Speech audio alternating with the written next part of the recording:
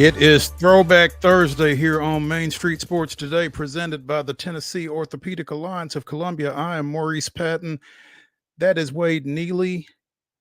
Welcome to the show. We will be here for the next couple of hours talking about sports topics of local, regional, and national, maybe even international import, spreading our wings a little bit. So stick around. It's going to be fun, as it always is.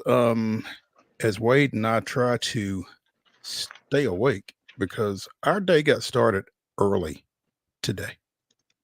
Yeah, kick it into high gear early on this Thursday, Mr. Patton. Yeah, no doubt.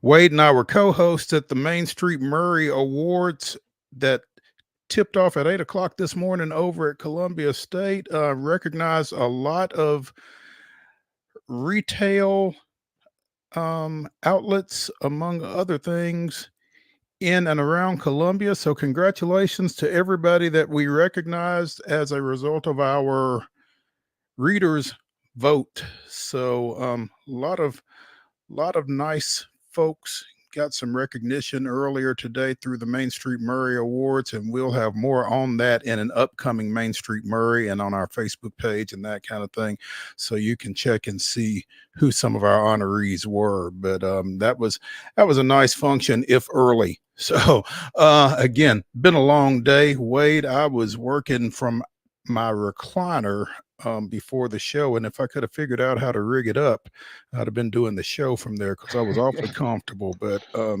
here we are in the Lee Company studios of our respective homes, our typical home studios. Again, no recliners involved, unfortunately. Might be just as well because I might fall asleep.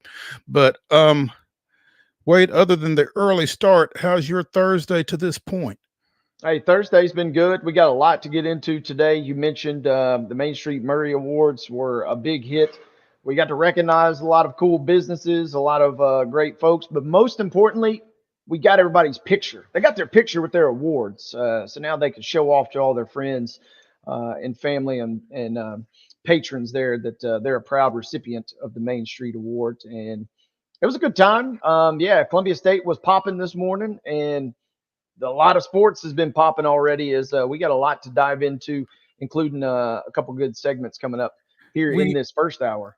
Absolutely. We got a lot to get into. In the next hour, we will be joined by NUBYJAS WILBORN of alltitans.com because, you know, the Titans like to make a little news at some odd times. I mean, there's nothing going on out at Ascension St. Thomas Sports Park, but here they go with something. So we've got another addition to the roster, and it looks as if it will be another good one, as have most of them been to this point in this offseason with general manager Rand Carthon. So we'll be getting NUBYJAS's take on the latest edition. In the next segment, we will visit with Bill Riddle, tennis coach down at UT Southern. Apparently he took a little field trip here not long ago, and we're going to talk to him a little bit about that. Should be fun.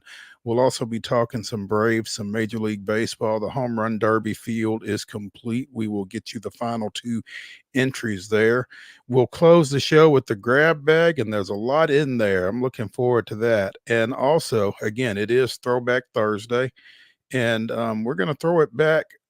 It'll be a short throw, maybe a toss, to Tuesday's visit with Lewisburg native, former Columbia Academy standout KAVARES Tears. I really enjoyed the time that we were able to spend with him Tuesday at KAVARES Tears Day down in Lewisburg. So we're gonna re-air that at the top of the 3 o'clock hour. So again, big show, a lot of fun, a lot of good stuff to get into. And I guess, Wade, we should probably go ahead and get into it with yesterday's results and today's schedule on the rundown. This is the rundown. Buckle up, boys and girls. The Thursday rundown is underway. Major League Baseball scores from last night.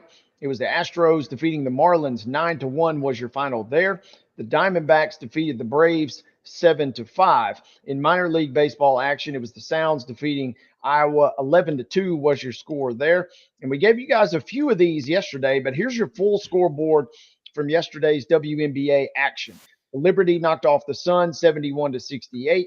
It was the Mystics over the Fever 89-84. Chicago defeats Atlanta 78-69. The Aces defeated the Storm in a big Western Conference showdown 84-79. And Phoenix knocks off Dallas 100-84. Major League Baseball action today at 7:10. The Astros continue their series at Minute Maid Park against the Marlins. At 8:40, the Braves continue their series against the Diamondbacks out at Chase Field. And man, that's part of the reason I'm dragging. But anyway, that game will be seen on the MLB Network and on Bally Sports South, so be sure and look out for that. 6:35 over at First Horizon Park, the Sounds take on Iowa yet again. In WNBA action at 6 o'clock tonight or this evening, it's the Chicago Sky at the New York Liberty. You can see it on Amazon Prime, and that is your rundown.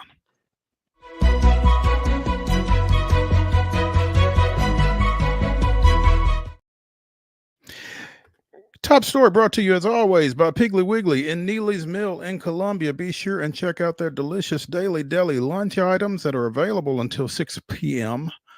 Also, their hand-cut meats, and everything is cost plus 10% at the cash register.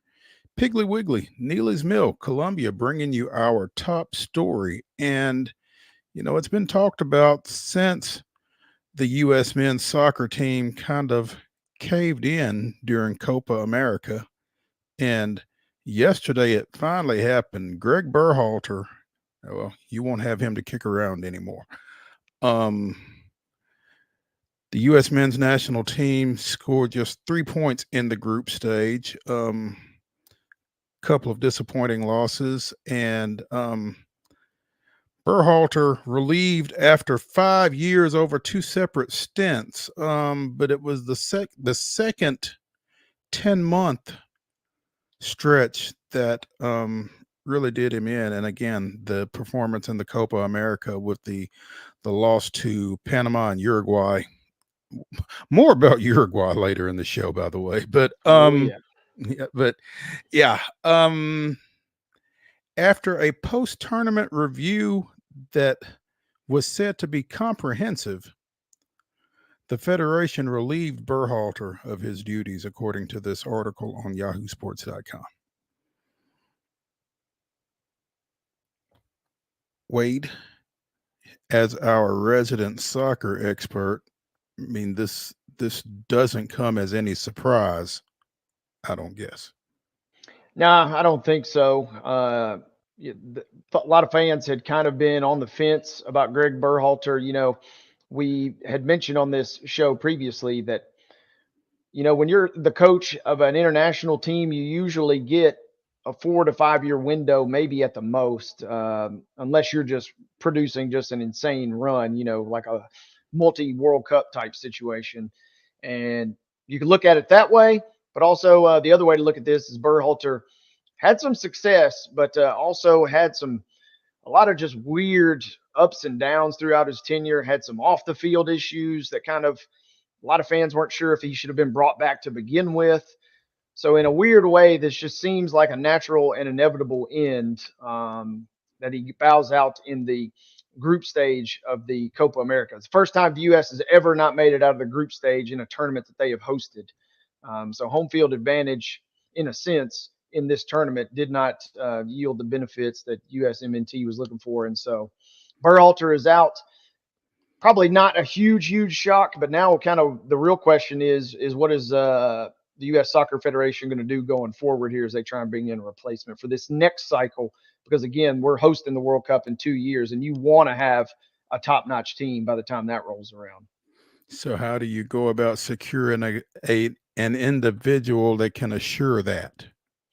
Well, you know, that's going to be a great question. And in addition to just trying to attract a candidate, you know, the U.S. women's national team and the Soccer Federation, you kind of got a nip and tuck type situation going on in terms of equal pay for players, which has been in the headlines, obviously, for a number of years. And it would look kind of odd if the U.S. goes out. Their main target is Jurgen Klopp, who's been otherworldly at Liverpool for the last 7 seasons, but he has now stepped away. And to throw the money at him that you probably would have to get him in, that kind of opens up, a Pandora's box again for the Soccer Federation of the equal pay situation. And they just hired a new coach themselves. So however that works out, it'll be interesting. And I don't know that they're going to get Klopp. Klopp would be outstanding. And even as an Everton fan, I'm contractually obligated, as I like to say, to despise all things Liverpool. I would love Jurgen Klopp as the head coach. He brings just this crazy, infectious energy. He's kind of, as I told a friend today, he's kind of like a Sean McVay. Still relatively young, still very, very exciting, but man, he can really, really coach. He would be the dream candidate. I don't know that they'll get that dream candidate for a number of reasons. So you're probably going to have to look down the pecking order. And it'll be – I'm glad I'm not on the search committee because it seems like a situation if you don't get Klopp, you're probably going to get roasted for whoever you do hire. And so for that, at least I'm thankful that I'm not part of that committee here. I'm looking at this article again on yahoosports.com from yesterday that initially broke this or addressed Berhalter's departure. And one of the names mentioned is France women's coach Hervé Renard,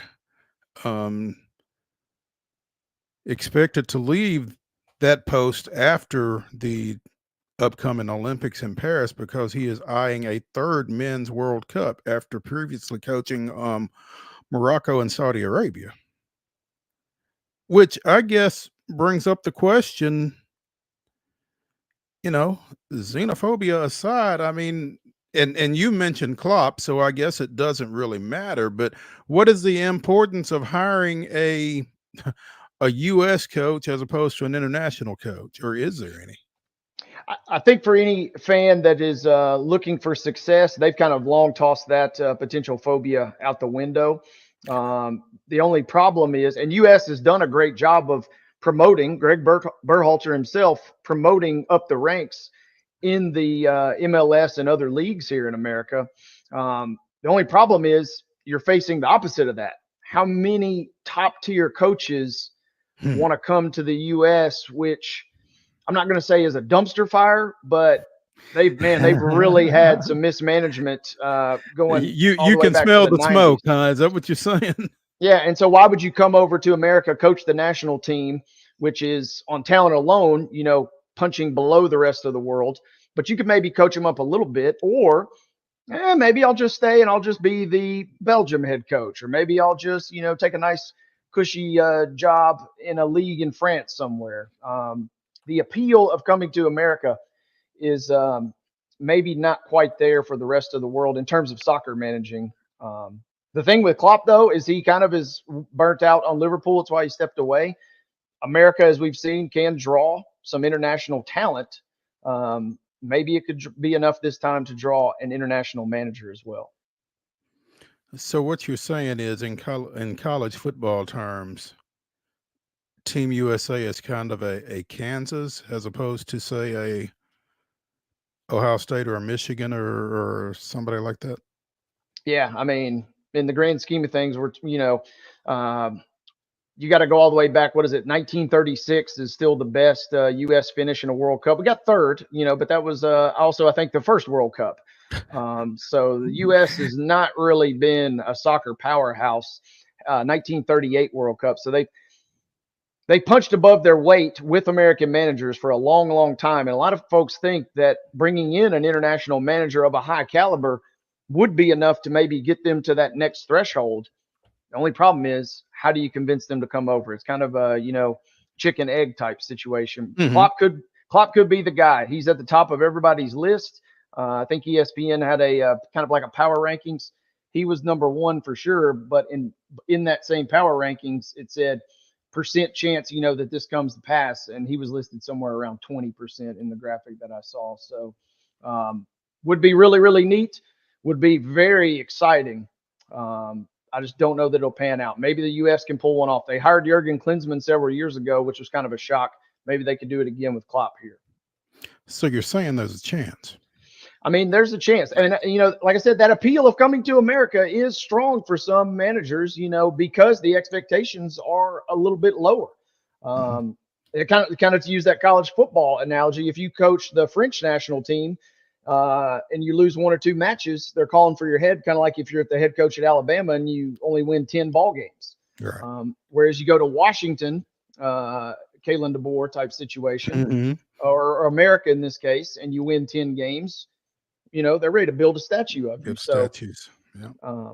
It'll be fascinating to see how it plays out. But I do think Berhalter kind of had to go just because his cycle had kind of gone, and then the way they flamed out in the group stage kind of made it inevitable. Okay. That will bear watching, and I guess I wonder what the timetable is for trying to get somebody in. I mean, it's not like there's any major competition coming up, is there? Or what are you? Yeah, so that's the other thing too. Everything, in a dream world would be progressing toward hosting this World Cup in 2 years. But in the meantime, though, there are a few smaller tournaments. The Olympics are pretty much well set, which the U.S. Did qualify for the first time in a long, long time. So that's a step in the right direction. But kind of getting your assistants in line, kind of getting your program in line. And there are some, smaller tournaments that are mainly North American based. But I mean, the U.S. outside of Mexico and Canada now as a newcomer, I guess, has largely dominated those. So, that block is kind of cornered by the U.S. already. But a chance to kind of implement your system over what will be a huge summer 2 years from now. U.S. Soccer did not announce any interim coaching plans because their aim is to have a new coach in place prior to the next games in September. So I guess that's 6 weeks, a couple of months. So they got a little time, I guess. So, okay. Let's take a break here on Main Street Sports Today, presented by the Tennessee Orthopedic Alliance of Columbia. When we return to the Lee Company studios, we'll be talking, as Wade likes to say, a little strawberries and cream. Visiting with Bill Riddle, who went over and took in some tennis matches at the All England Club here recently. Looking forward to this. Stay tuned after the break.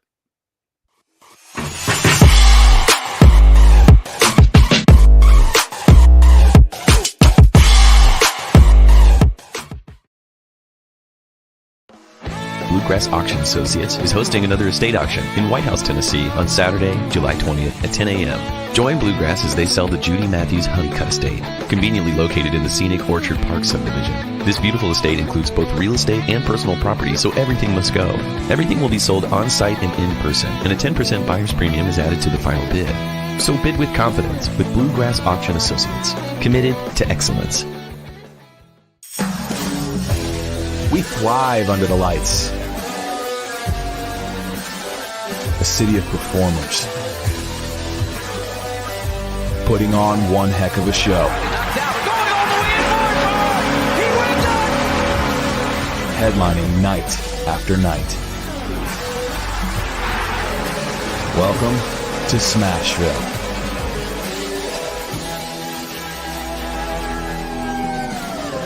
Whether you're an athlete or a weekend warrior, when it comes to your performance, don't settle for anything less than excellence. We're proud to announce that Mid-Tennessee Bone and Joint Clinic is now Tennessee Orthopedic Alliance of Columbia, where we are redefining sports medicine and orthopedics. Tennessee Orthopedic Alliance's team of expert sports medicine physicians understands the unique demands of your body. TOA Columbia specializes in personalized orthopedic care, offering state-of-the-art treatments for everything from sports injuries to joint replacements. Learn more at toacolumbia.com. Custom Stone Handler supplies over 600 distributors and suppliers with quality stone products. Along with River Stone, we produce and distribute over 100 building, landscape, and other bulk products. Our goal is to provide quality products, service, and partnerships to ensure our customers' success. We firmly believe that the measure of any person or company is how they treat other people and customers. Give them a call at 931-490-4990 or visit CustomStonehandlers.com. Nashville Sounds Baseball is back in Hit City for the 2024 season. Spend your nights and weekends at the ballpark with weekly giveaways, fireworks shows, throwback deals, live music, and more. Top talent will take the field at First Horizon Park against the AAA Minnesota Twins, Baltimore Orioles, Atlanta Braves, St. Louis Cardinals, Cincinnati Reds, and more. Tickets start at just $10 and are available now at NashvilleSounds.com. We will see you in Hit City. With Lee Company technology, the best handymen are hands-off. Lee Company techs have been using visual findings and other smart technology tools for years to add transparency and virtually take customers along. You see what we see, whether we're in a crawl space or on a roof. With Lee Company, technology helps us help you, no matter what's happening in the world or at your house.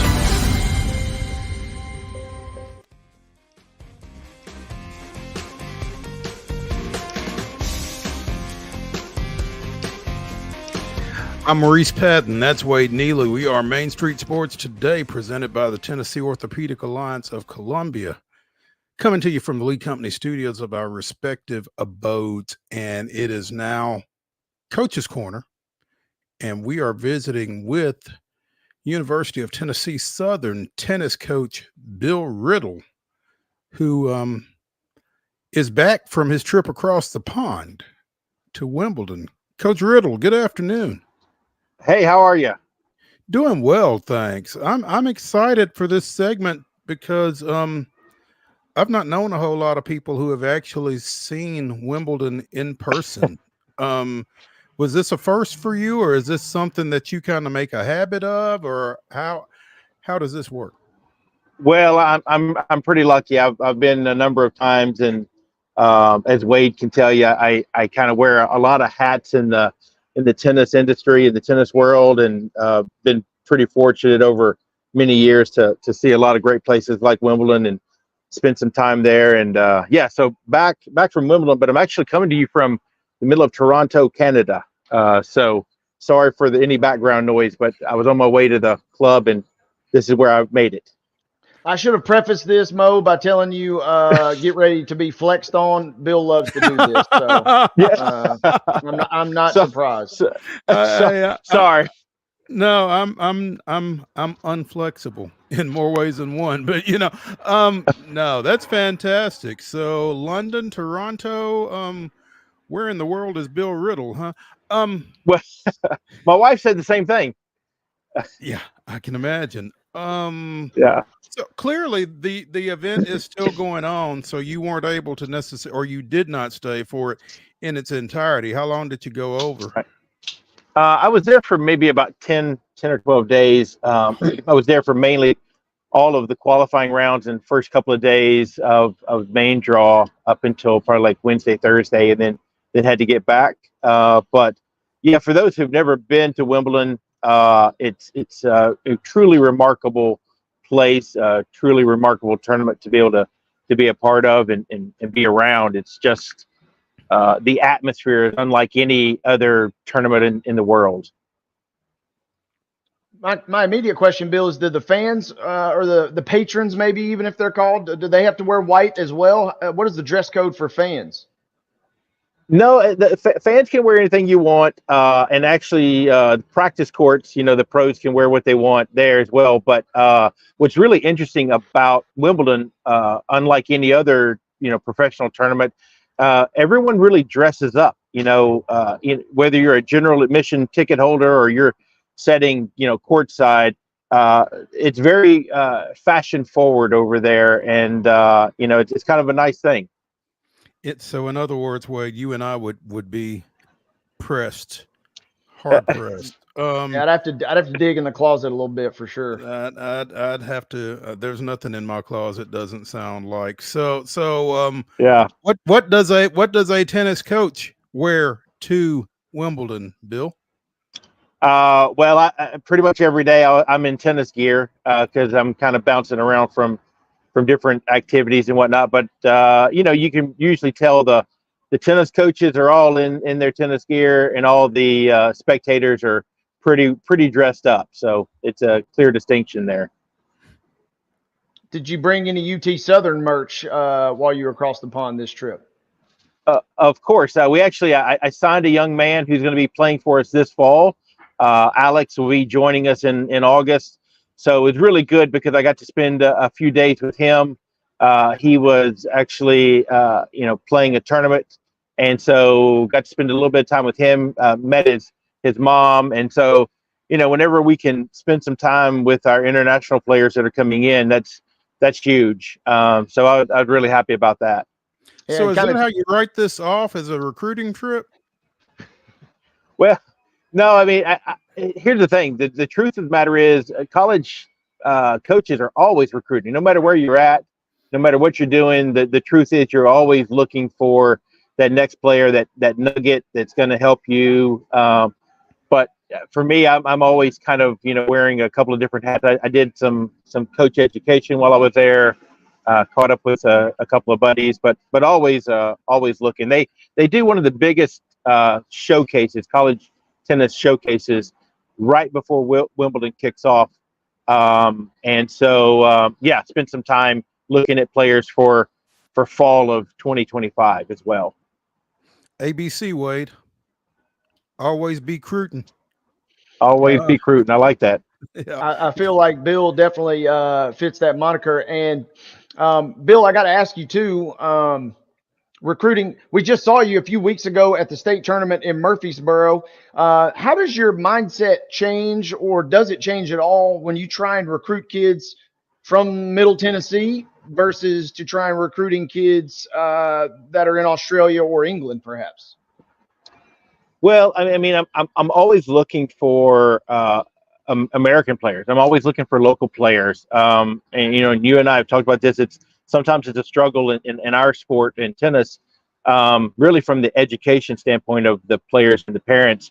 But it doesn't really change at all. For me, I'm always looking for, just good people first and foremost.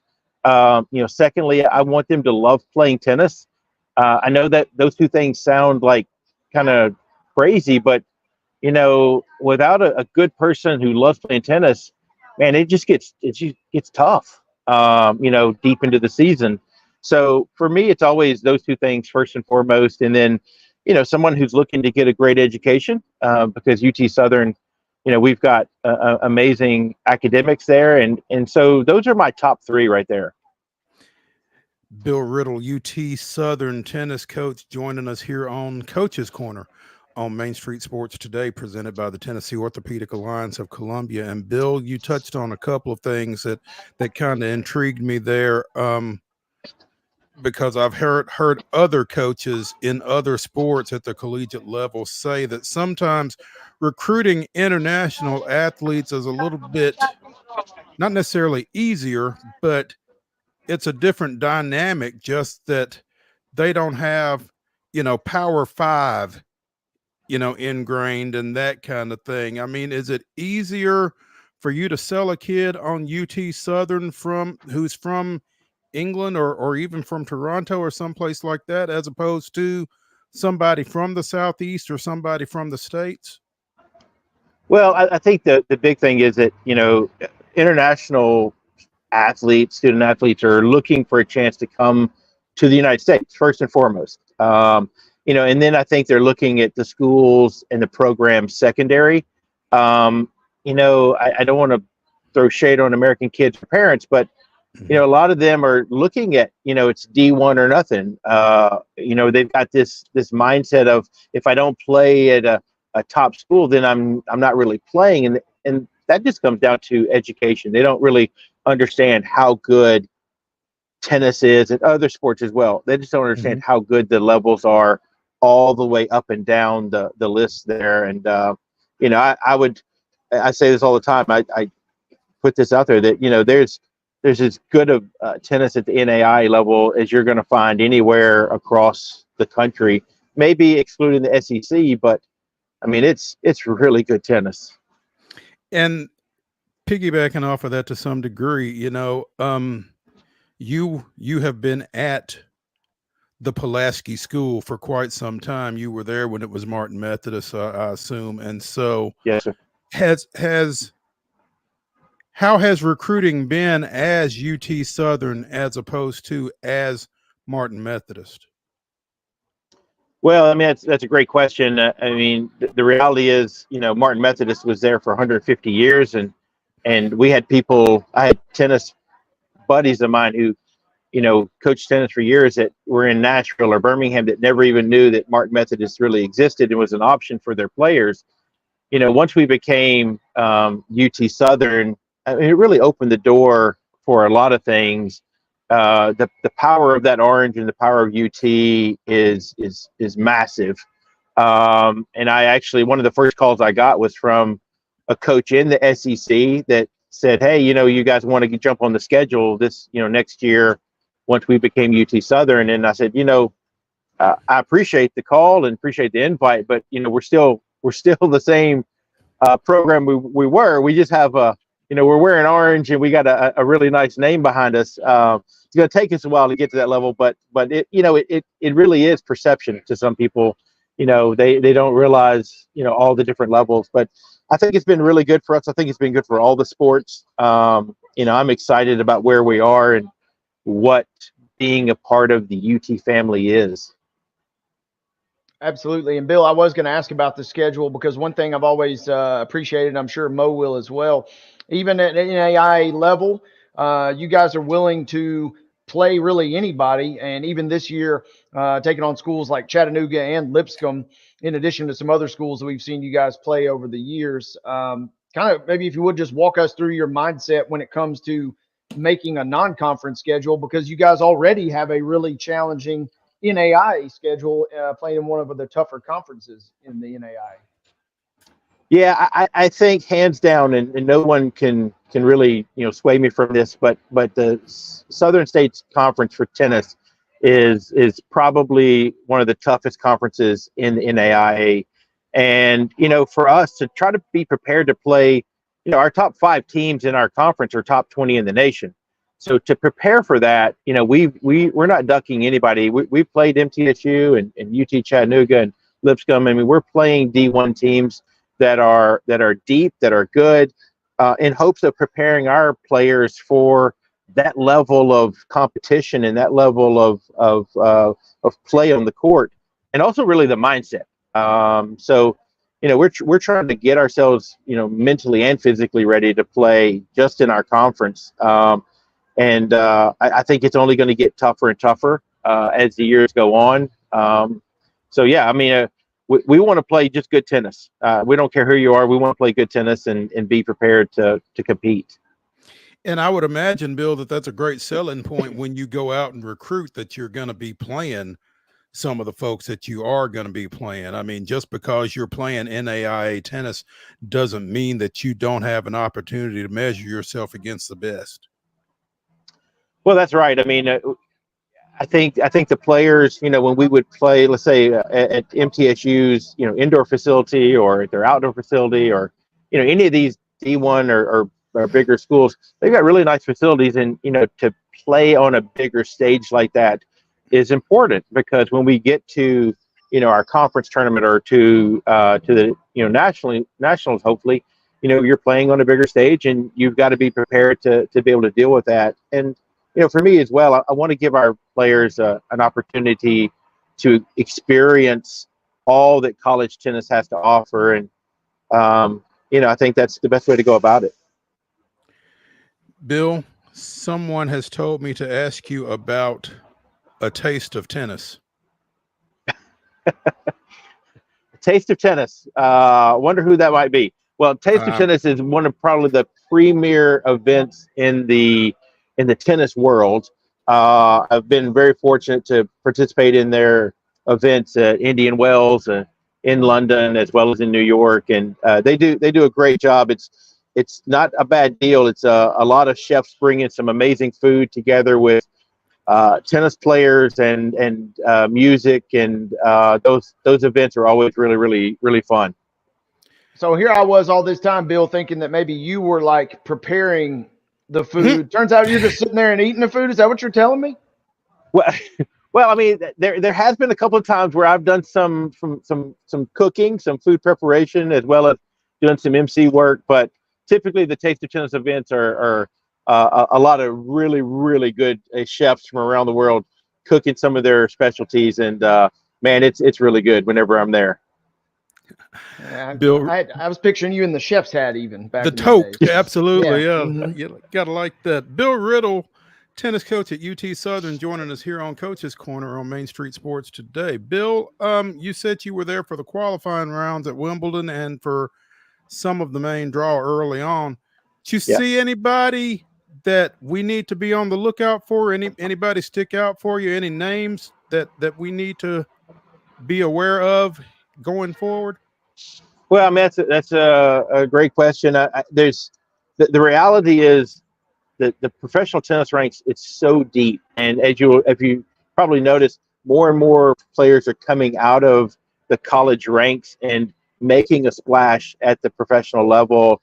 I mean, you see that with Emma Navarro. I mean, she's done well. She was a very top player at Virginia, and then made a great run. I think one of the things too is that on the grass at Wimbledon, it's really, it can be anybody's game depending on your health and then how you're feeling at that time. The grass is just so unpredictable. Some days it'll play a little fast. Some, as you get into the tournament, it gets a little more chewed up. It plays a little rougher. And the players that are able to adjust to the conditions tend to be the ones that can kind of, go a little bit deeper. And I think what you're finding is that more and more college players coming into the pros, they have to, go through the trials and tribulations. So if they can handle the big stage and the bright lights, then sometimes they can do pretty well.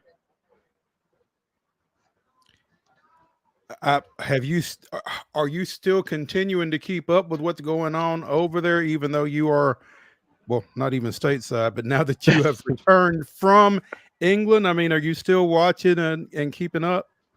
The last couple of days, I haven't been able to really follow as much because I've been kind of busy on the courts and traveling. But, I was excited to see Tommy Paul go deep into the tournament. Excited to see Taylor Fritz, another American, go kind of deep into it. It's really interesting to see where American players are. We've got a lot of money and facilities and time and effort, strengths behind us here in the States. And we should be producing consistent, quarterfinalists and semifinalists and champions. And hopefully we're going to get back to that consistently. But it was really nice to see those two guys kind of go deep.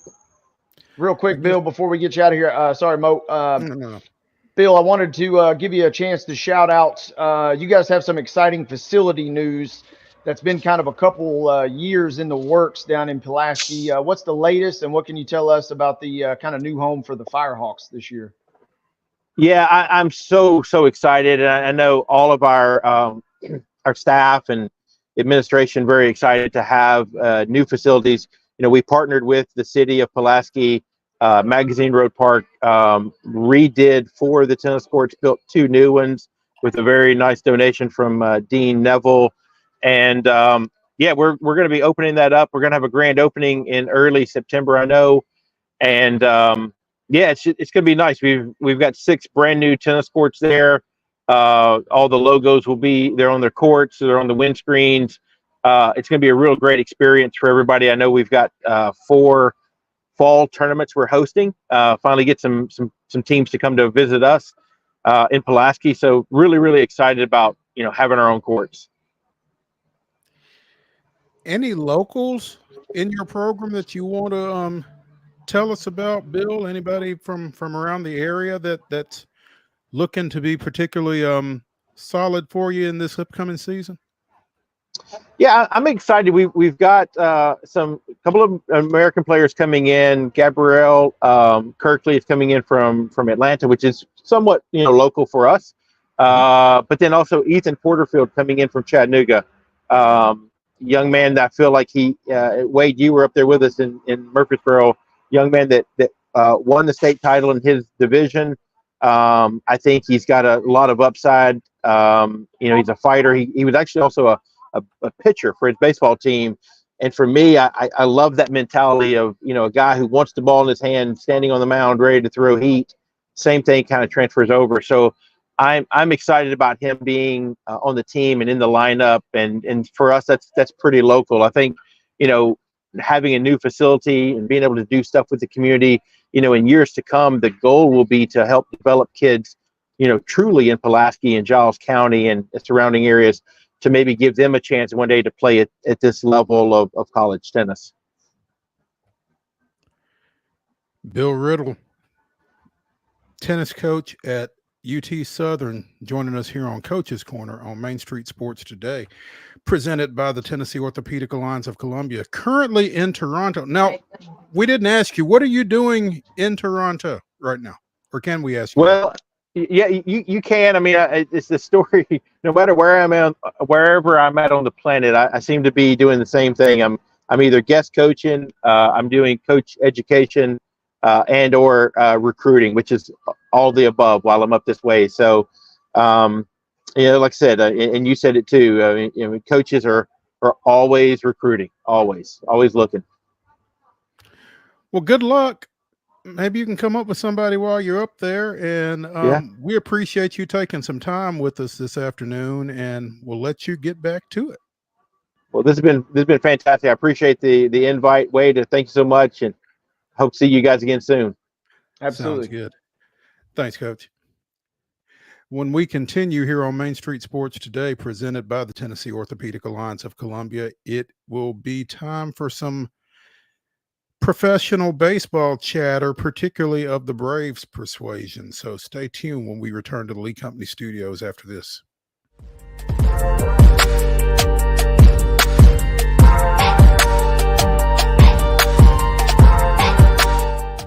Nashville Sounds Baseball is back in Hit City for the 2024 season. Spend your nights and weekends at the ballpark with weekly giveaways, fireworks shows, throwback deals, live music, and more. Top talent will take the field at First Horizon Park against the AAA Minnesota Twins, Baltimore Orioles, Atlanta Braves, St. Louis Cardinals, Cincinnati Reds, and more. Tickets start at just $10 and are available now at NashvilleSounds.com. We will see you in Hit City. Whether you're an athlete or a weekend warrior, when it comes to your performance, don't settle for anything less than excellence. We're proud to announce that Mid-Tennessee Bone and Joint Clinic is now Tennessee Orthopedic Alliance of Columbia, where we are redefining sports medicine and orthopedics. Tennessee Orthopedic Alliance's team of expert sports medicine physicians understands the unique demands of your body. TOA Columbia specializes in personalized orthopedic care, offering state-of-the-art treatments for everything from sports injuries to joint replacements. Learn more at toacolumbia.com. With Lee Company technology, the best handymen are hands-off. Lee Company techs have been using visual findings and other smart technology tools for years to add transparency and virtually take customers along. You see what we see, whether we're in a crawl space or on a roof. With Lee Company, technology helps us help you, no matter what's happening in the world or at your house. Jones & Lang Sporting Goods here in Columbia has been outfitting teams, officials, and anybody else from T-ball to college for 50 plus years. Be sure and check them out at 931-388-8060 or online at jonesandlang.com. Jones & Lang Sporting Goods, the look of a winner. Zion Christian Academy, zioneagles.org or 931-388-5731. You can schedule your appointment. Go tour their campus. It is beautiful over there, and you're definitely going to want to see it. Again, it's zioneagles.org. Give them a call, 931-388-5731, and schedule your tour today. Custom Stone Handler supplies over 600 distributors and suppliers with quality stone products. Along with River Stone, we produce and distribute over 100 building, landscape, and other bulk products. Our goal is to provide quality products, service, and partnerships to ensure our customers' success. We firmly believe that the measure of any person or company is how they treat other people and customers. Give them a call at 931-490-4990 or visit CustomStonehandlers.com. Piggly Wiggly, located in Neely's Mill Shopping Center, is Columbia's locally owned and operated Cost Plus 10 grocery store dedicated to serving the community with low prices and smiling faces. Piggly Wiggly offers fresh, hand-cut meats daily as well as daily hot plate lunches from their deli counter. You're certain to see smiling faces and a helping hand when you're here at Piggly Wiggly. Come by and check out our fresh produce, high-quality meats, and more. Down home, down the street, we'll see you at the Pig.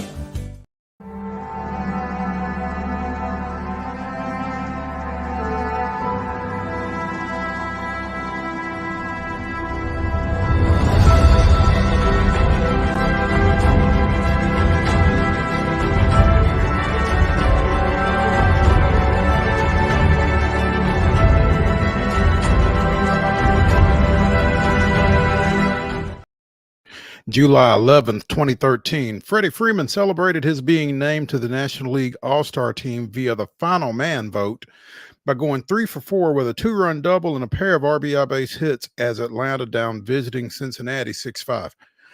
The Braves led 6-3 after 4, and Tim Hudson, Jordan Walden, and Craig Kimbrell held the Reds in check the rest of the way. That was this day in Braves history. Solid performance by the bullpen in that 2013 victory over Cincinnati. Rare letdown by the bullpen in last night's 7-5 loss out at Arizona as the Braves battled back on a couple of occasions, trailed 3-2, tied it, trailed 5-3, tied it on an Ozuna home run. That never happens. But, Pierce Johnson gave up a run, his second run in 14 appearances dating back to the 1st of June. Joe Jimenez gave up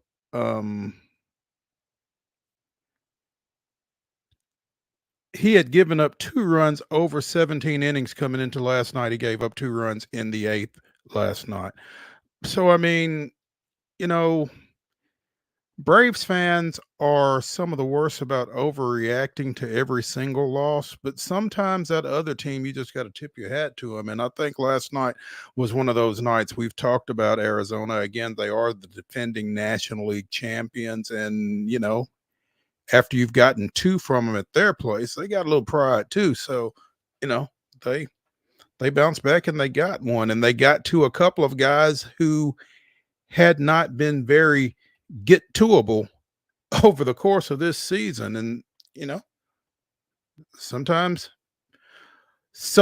you're the insect, sometimes you're the windshield, right? Bug, windshield, that kind of thing. The Braves were the windshield, or had been, and last night they were kind of the bug. So tough night, but 8:40 we'll go again.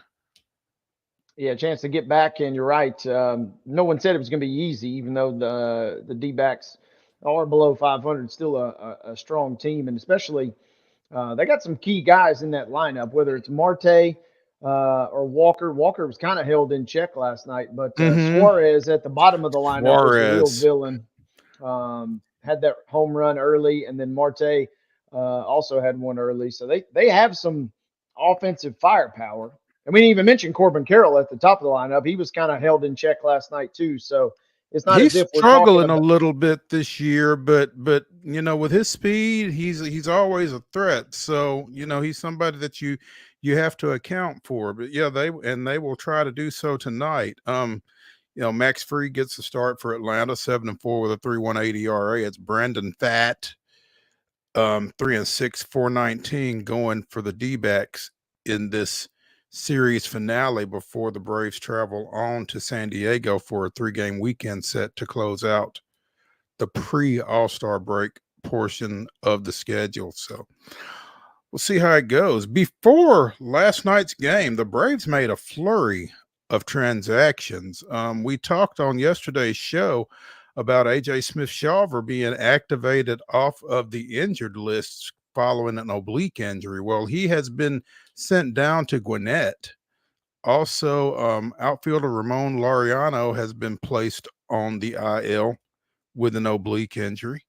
Dylan Lee, who was just sent down to Gwinnett, has been recalled, and outfielder Brian Anderson has been activated off of the injured list. Also, outfielder J.P. Martinez was outrighted to Gwinnett. So they had a lot right before the game yesterday, and seems quiet to this point today, but we'll see how things go. So again, they close out that 4-game series, trying to take the series tonight with Max on the bump.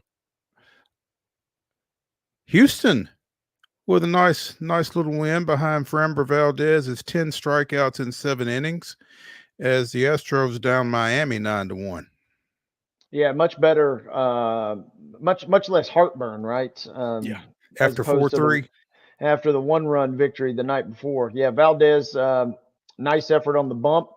And, coming into this series, you certainly were hoping 2 out of 3, and you can't win 3 until you win 2. And so it's good that they got that one out of the way last night. And if they could get the sweep, that would be a nice little feather in their cap. I'm not saying they're all the way back. They're certainly not all the way back, but they kind of feel like they're getting their sea legs about them a little bit now, finally. Feeling a little bit more comfortable with them right now.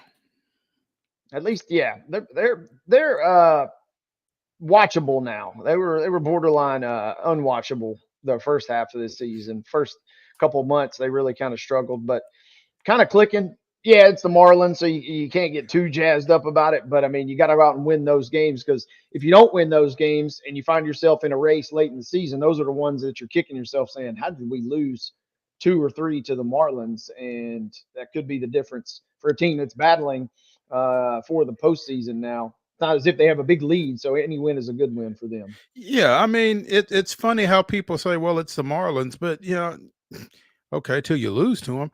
So yeah, Right. you gotta when you get a chance to beat them, you gotta enjoy that. Interesting. I'm looking at the box score from last night. Trey Cabbage, the kid from Granger High School over in East Tennessee, went 1 for 3 with a double, a run, and a rib score, an RBI. But he pinch hit. He went into the game as a pinch hitter for Jordan Alvarez, who was 1 for 1 with an RBI. Do you know anything about Jordan? Wade, was there anything?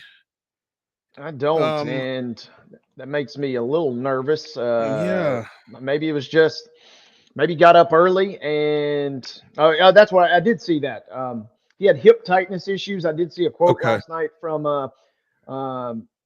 the managerial staff for the Astros that basically said, somewhat precautionary, and they were just going to reevaluate today and hope that it wasn't anything major. A little Cool. hip tightness, which doesn't sound that pleasant.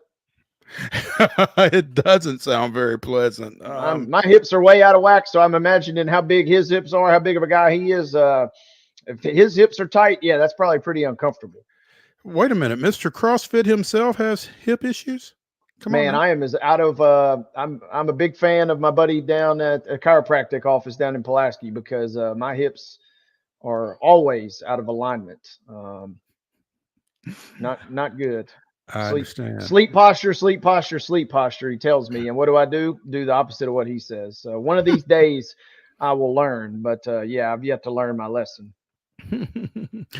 Roddery Munoz, 1-3 with a 5.48 ERA, goes for the visiting Marlins in tonight's 7-10 matchup out at Minute Maid Park. It's Jake Bloss, no record, with a 4.91 ERA, getting the ball for the host Astros. Coming off the IL, making his second major league start, is Jake Bloss. Made his major league debut on June 21st, injured his shoulder. Threw 4 scoreless Saturday in a rehab start with Sugarland. So you hope some of that carries over into this one if you are the Astros, who are, like you said, going for the sweep of the Marlins here. So apparently, happy Paul Skeens Day. Oh, baby. To all who observe. 5-0 with a 2.12 ERA, 78 strikeouts in 59 and a third. He is starting today against the Brewers. And he is the first pitcher with 7 or more strikeouts in at least 9 of his first 10 career outings. This will be his 11th start since coming up from AAA Indianapolis for the Pirates. And again, appointment viewing. I've got the game pulled up, Mo. He's sitting on 11 strikeouts, and they just gave him the ball to come out for the 7th. It was 0-0. Pittsburgh just scored in the top of the 7th. And so I don't know how much longer he's going to go. He's just shy of 100 pitches, but yeah, Skeens is shoving today. 11 strikeouts, 1 walk. Got a no-hitter going at the moment, even just to really show off. Wow. I mean, and today is Thursday, so this will be his final start before the All-Star break. And Paul Skeens to start next Tuesday down at Arlington is really beginning to get legs. And again, if Chris Sale is out of the mix for Atlanta at 12-3, I don't know. I'm beginning to kind of be swayed in that direction with the I don't know, arguments per se that some other people are putting forth. I mean,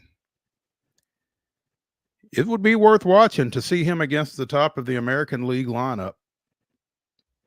He won't go the whole distance today, but imagine that. Imagine he finishes this game somehow, throws a no-hitter in his final start.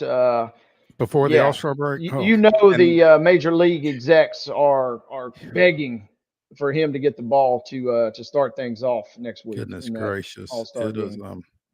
yeah. I mean, it as much as I was against it a few days ago, I don't know that I am necessarily for it, but I could be swayed. I could be talked into it at this point.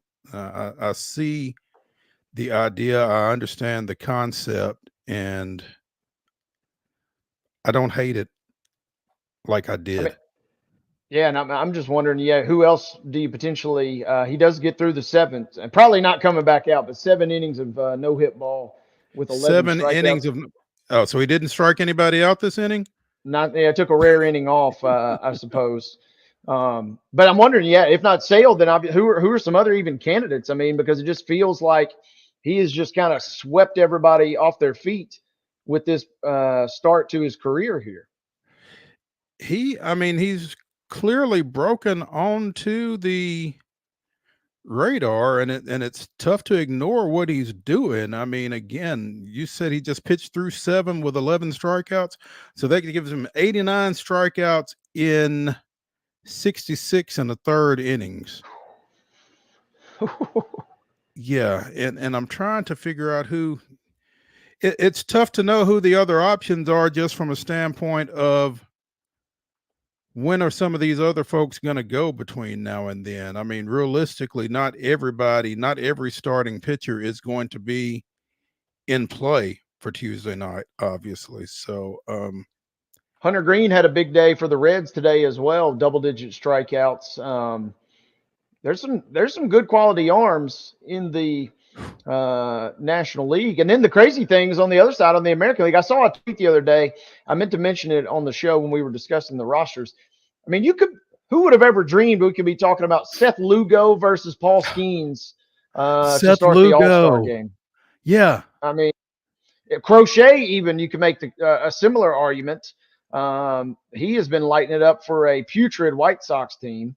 And so I think it'll be a fun matchup no matter who ends up getting the ball. And no matter if Skeens gets in the game at any point, it's going to be sweet just from a entertainment standpoint. But if he could somehow get the start at that top of the lineup versus AL, I think it would really be kind of a treat to see. I think if he doesn't start, he'll be the first guy in. I think.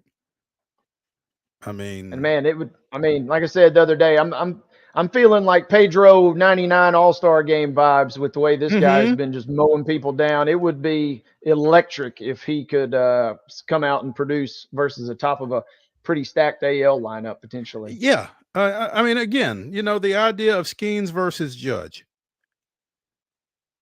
Who doesn't want to see that? So, I don't hate it at this point. Let's go ahead and get to our top of the hour break here on Main Street Sports Today. When we come back, it is Throwback Thursday, and we will be throwing it back to our Tuesday conversation with Columbia Academy graduate, Lewisburg native, and Tennessee outfielder KAVARES Tears. So stay tuned when we come back to the Lee Company studios after this.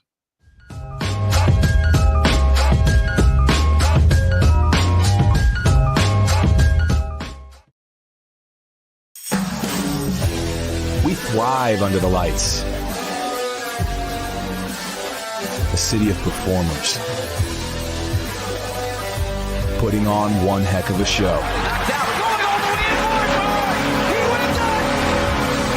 Headlining night after night. Welcome to Smashville.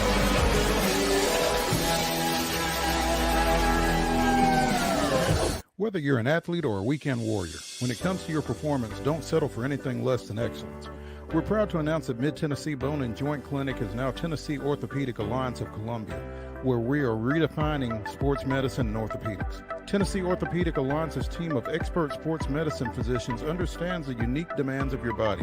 TOA Columbia specializes in personalized orthopedic care, offering state-of-the-art treatments for everything from sports injuries to joint replacements. Learn more at toacolumbia.com. With Lee Company technology, the best handymen are hands-off.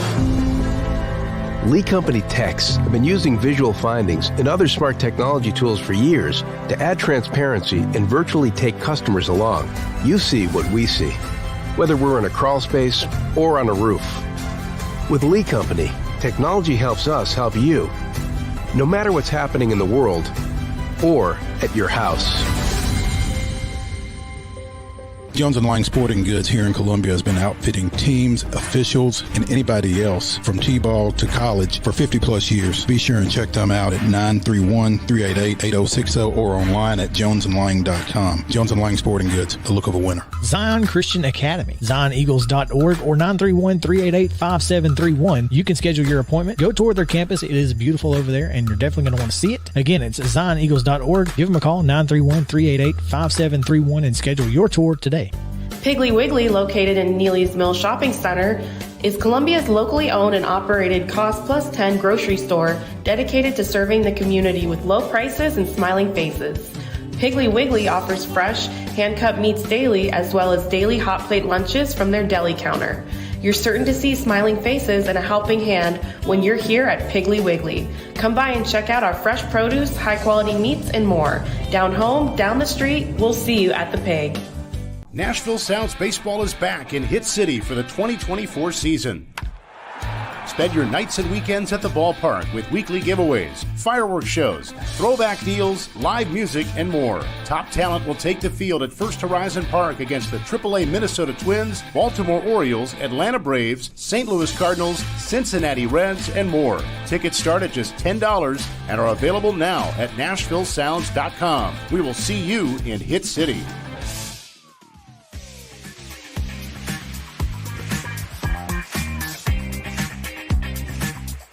It's the second hour of Throwback Thursday here on Main Street Sports Today. I'm Maurice Patton. That's Wade Neely. We are coming to you from the Lee Company studios of our respective homes. And again, it is Throwback Thursday, and we are now throwing it back to our visit from Tuesday in Lewisburg with KAVARES Tears, where KAVARES Tears Day was being held down in Lewisburg in honor of their national champion, the Tennessee outfielder who drove in the game-winning run in the championship win over Texas A&M out at Omaha a couple of weeks ago. And, you know, Wade, as it turned out, that was a fun day. I mean, really enjoyed being able to be down there. It was a great honor to be on hand for that. And the way Mike Kenny and Bob Phillips took care of us at the Marshall County Community Theater, and the opportunity to visit a little bit with Tennessee Sports Hall of Fame Executive Director Brad Willis. It was just a good day. It was a good show. Again, if you've not had a chance to see it, go back and check that out. But here is our segment where we visited with the man of the hour, KAVARES Tears.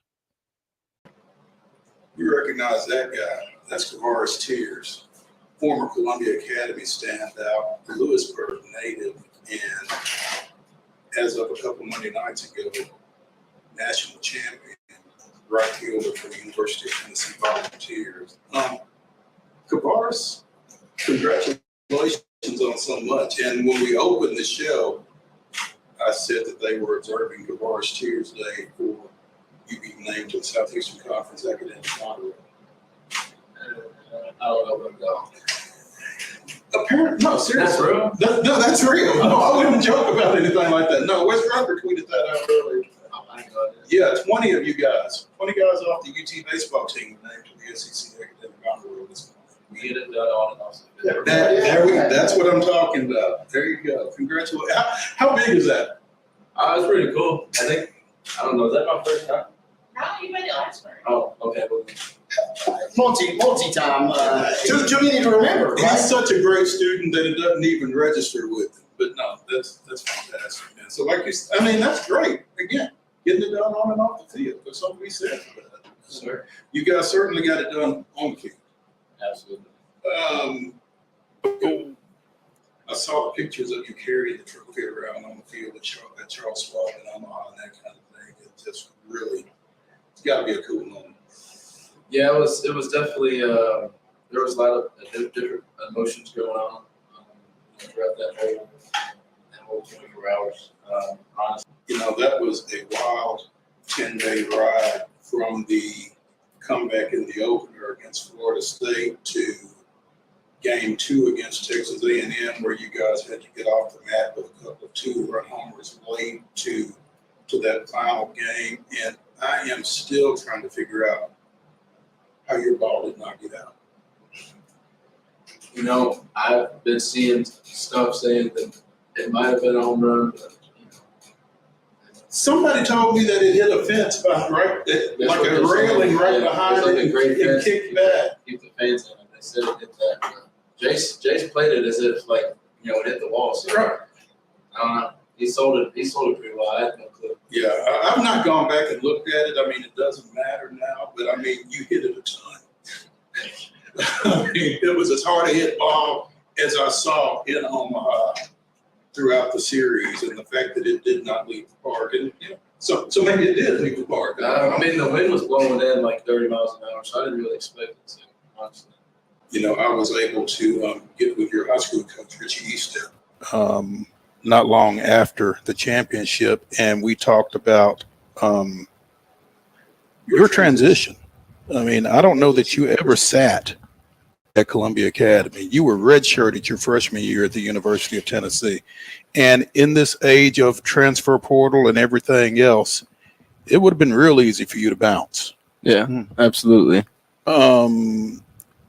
Was that ever in your thought process? And if it was, what made you not? Yeah, I'd be lying if I said that, you know, I didn't think about transferring multiple times. As much as I love that campus and I love, you know, everything that's up there in Knoxville, there were some times where I thought maybe, you know, this isn't for me if I want to, you know, continue my career. But I had a conversation with Evan Russell, and he sat me down, and I mean, I won't give the whole conversation, but he basically was telling me that, you know, it's not smart to leave. If you leave here, you will regret that decision. And not just because, like, everything statistically, but like the bonds I'd made with the coaches, the players, people in the community, you know, stuff like that. Like I would be missing out on that, you know. And I had gotten really close to a lot of the players, a lot of the people at that campus my freshman year, and you know, I didn't know if I was gonna be all right leaving it. And you know, I also was able to change my mindset to, you know, instead of thinking that I'm not good enough, and I was started thinking, you know, what can I do to get better? And so that's, you know, how I spent my redshirt year. I will tell you that I was checking with some folks that would know throughout that, and everybody was giving me the feedback that they love KT. That was constant. They love KT, and his time's going to come. So I guess you were hearing that too, but I would imagine at the same time that in the middle of it, when you're hearing that, then there's a question: is that for real, or are they just telling me that to keep me?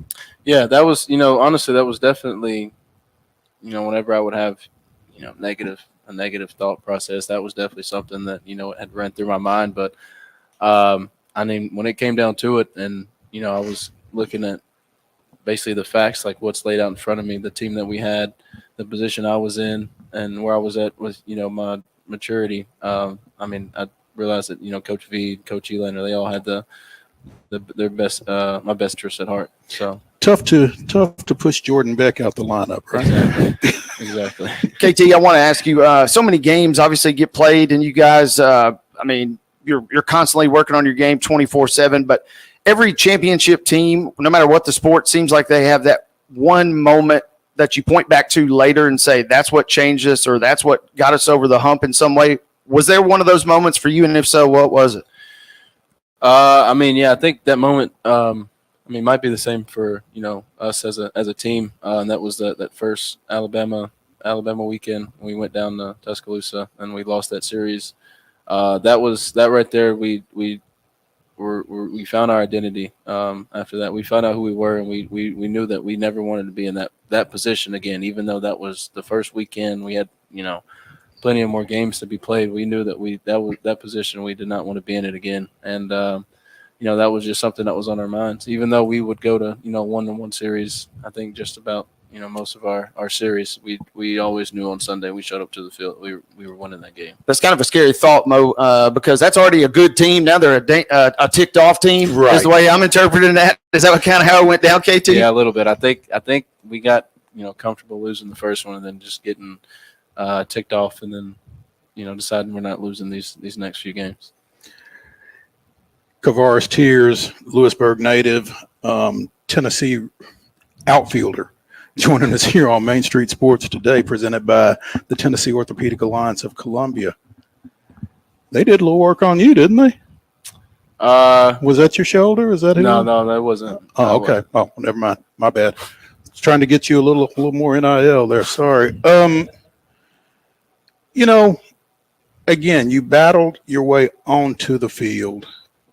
You showed some versatility again. You played in center for a couple of games while you were in Omaha, when Hunter was kind of banged up after you. You guys in walls. I mean, is there a magnet or something or what? We kind of have this motto where, if the ball's not going over the fence and it's in the outfield, it's got to be caught. So every ball is a catchable ball, right? Every single ball. Yeah. Is that was that your football background right there? Absolutely. All three of our the outfielders this year, we were all like real big, like into football, and I think we all played pretty similar. Even Dylan, he's in Kansas, but me and Hunter played similar football. So running the walls, it kind of just brought back some old memories that we've been missing. KT, you mentioned football, and I got to ask. They kept showing Peyton Manning, obviously in the stands. Was it if it wasn't him, who's been the coolest or person maybe you least expected to get a text or a call or a shout out from since winning it all? The coolest person, I got an MMA fighter texting me. Okay. And Izzy? Yeah, Izzy's blowing you up? Nah. Okay. It was Hot Sauce. Okay, yeah. He's from Knoxville, right? Yeah, he is. Scott Holtzman? Yeah. Absolutely. That's my dude. Yeah, he texted me, and that was pretty special because, he's MMA fighter. Fought in the UFC a couple times. Absolutely. Now, as we'll get into this a little more here, but you kind of come back, and we were chatting with you before we went on air. What was it like kind of now coming back and kind of just really trying to catch your breath, because the way the calendar falls as soon as the season's over, it's kind of a whirlwind, and you got a lot of things to think about. What's it like? What's it been like for you these last 2 weeks, maybe just trying to kind of get back on your feet a little bit? It's been a little hectic, got to be honest. After our parade, we had to fly to New York for a few days, and then came back home, had a few meetings and conversations before I was able to come back home. But things have kind of slowed down since I've been home for a little bit. But actually tonight I gotta kind of get back into the swing of things. So, what is it like when you drive past the courthouse right over here and you see the signs, KAVARES Tears Day? You walk into the theater here and it's up here on the marquee, KAVARES Tears Day. I mean, you ever think anything like this was possible for you? I'm gonna be honest. No, I never would have thought there would, ever be a day named after me, especially in my hometown. That where I grew up, and there's so many people here that mean so much to me, and have helped me get to where I am now. It's special to be able to come home and be able to celebrate. Something that my team in Knoxville was able to do, and being able to celebrate it here. Where I was born and raised. Lewisburg native, Columbia Academy graduate. Is there any kind of way awkward? I Because I see Kendrick with his Lewisburg cap on over there. I mean, it's different, but I mean, I guess luckily I was blessed enough to have a pretty good sized family here in Lewisburg, and then outside of them, definitely made some friends growing up, and then even just family friends that we're still close with to this day.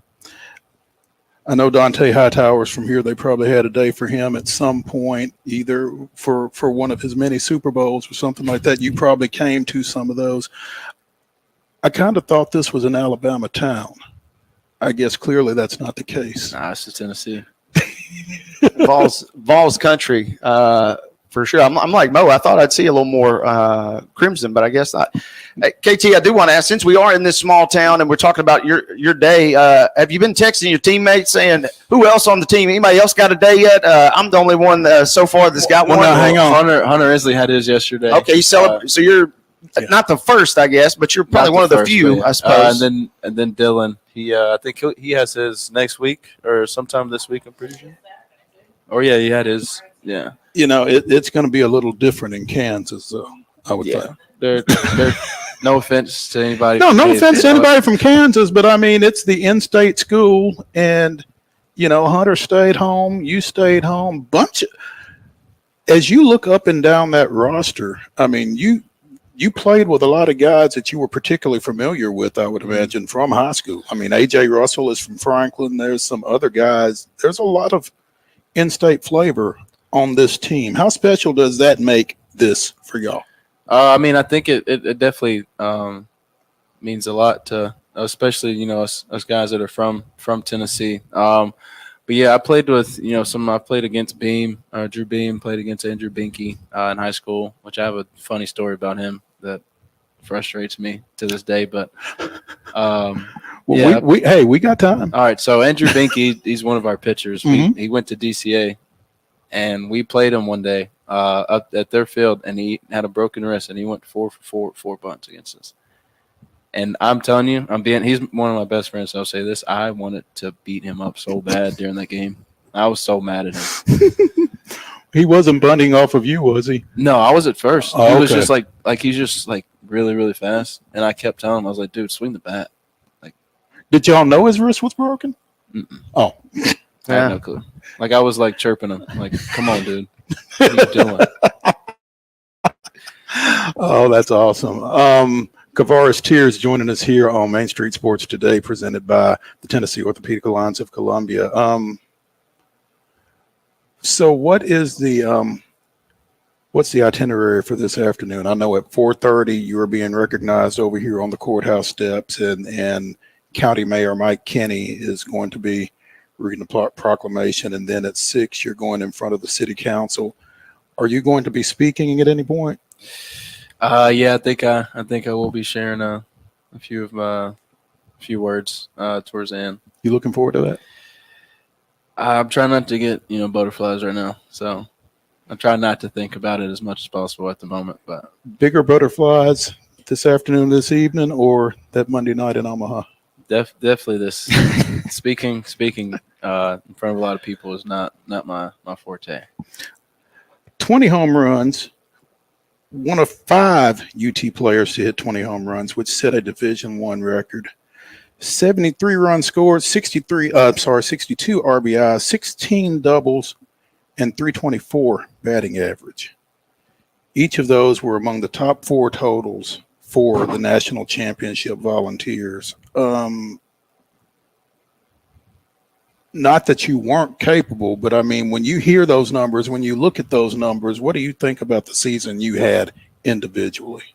If I'm gonna be honest, I think I kind of undershot myself going into the season. Some of the goals I had kind of set, aside for myself, like personally. But at the same time, before this, I had never really, played too much, so I didn't. I knew I was.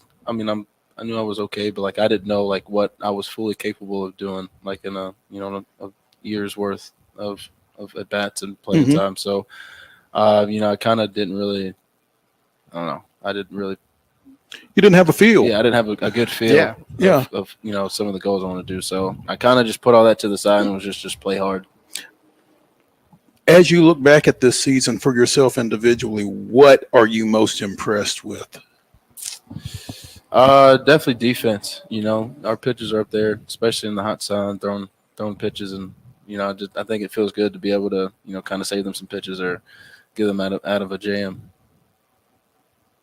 This was such a fun team and such a special team. For folks that tuned in late, whether it was just in Omaha or, in the regionals or super regionals, what would you like for people that tuned in late to remember about this team throughout the whole season? Because it's, to me at least, without watching a ton of y'all's games until Omaha, it seemed like everybody was just had each other's backs, if nothing else. And I feel like that goes so far in college baseball. No, yeah, I think that is literally that can sum up our whole season. I think from top to bottom, the lineup, our bullpen, our starters, guys on the bench, our coaches, everybody, I think we all had each other's backs, regardless of the situation. So I think that played, a huge role in, allowing us to be able to, hoist the trophy at the end of that last game. Have they already said anything about bringing you guys back to Knoxville for – everybody on the internet immediately was like, man, it'd be cool if they came back for that Alabama game and brought them out, on the 50 at Neyland. Has that already been discussed that you know of? Or I know there's something been discussed. I think it's still kind of, staying, kind of low key right now. But I think there'll be something out about it soon. Stay tuned, it sounds like, right? Yeah, it sounds like stay tuned. Absolutely. So you flew up to New York right after the World Series, did some stuff at MLB Network, that kind of thing. There's a little deal coming up this weekend, the Major League Baseball draft. Excited? Yeah, I'm excited, curious. Again, it's kind of a wide range of different emotions going on around here. I talked to Tony V in January. He was up at Cool Springs for a coach's clinic, and you were a redshirt sophomore this year, and he said, if people want to see KAVARES tears, they better get a good look at him this year, because there's a very good chance he's not going to be back. Now, even though you're a redshirt sophomore and the draft is juniors eligible, because you are a redshirt sophomore, you are eligible for the draft. Yes, sir. Yes, they have seen the last of KAVARES tears at Knoxville, haven't they? Yes, sir. I will be trying to, forego my next few years of eligibility and take, whatever I can get in the draft. Well, I think that's a smart decision. Not that it matters whether I do or not, but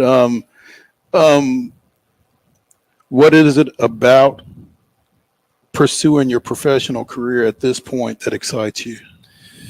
I guess it's just one step closer to getting to, a dream I've had since I was 8 years old. And, with every step, God has blessed me to get closer. There's the percentage of that gets smaller and smaller with every step. So I'm just blessed to be able to, still be a part of that percent, still playing. So I'm just grateful for the opportunity. KAVARES, we appreciate it. Congratulations. Yes, looking forward to hearing your few words over here in a bit. It's going to be fun, and you deserve it. So again, congrats, and thank you for taking some time with us this afternoon. Thank y'all. I appreciate it. Absolutely, man. All right.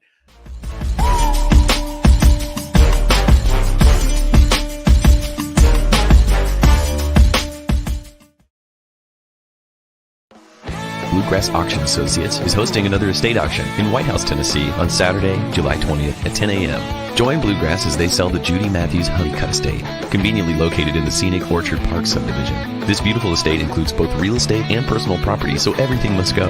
Everything will be sold on-site and in person, and a 10% buyer's premium is added to the final bid. So bid with confidence with Bluegrass Auction Associates, committed to excellence. With Lee Company technology, the best handymen are hands-off.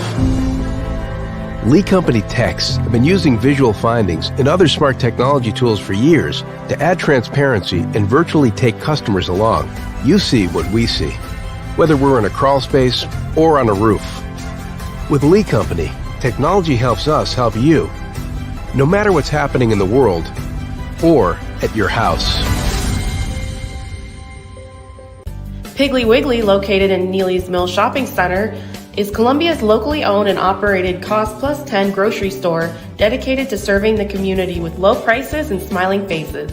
Piggly Wiggly offers fresh, hand-cut meats daily, as well as daily hot plate lunches from their deli counter. You're certain to see smiling faces and a helping hand when you're here at Piggly Wiggly. Come by and check out our fresh produce, high-quality meats, and more. Down home, down the street, we'll see you at the Pig. Whether you're an athlete or a weekend warrior, when it comes to your performance, don't settle for anything less than excellence. We're proud to announce that Mid-Tennessee Bone and Joint Clinic is now Tennessee Orthopedic Alliance of Columbia, where we are redefining sports medicine and orthopedics. Tennessee Orthopedic Alliance's team of expert sports medicine physicians understands the unique demands of your body. TOA Columbia specializes in personalized orthopedic care, offering state-of-the-art treatments for everything from sports injuries to joint replacements. Learn more at toacolumbia.com. Custom Stone Handler supplies over 600 distributors and suppliers with quality stone products. Along with River Stone, we produce and distribute over 100 building, landscape, and other bulk products. Our goal is to provide quality products, service, and partnerships to ensure our customers' success. We firmly believe that the measure of any person or company is how they treat other people and customers. Give them a call at 931-490-4990 or visit CustomStonehandlers.com.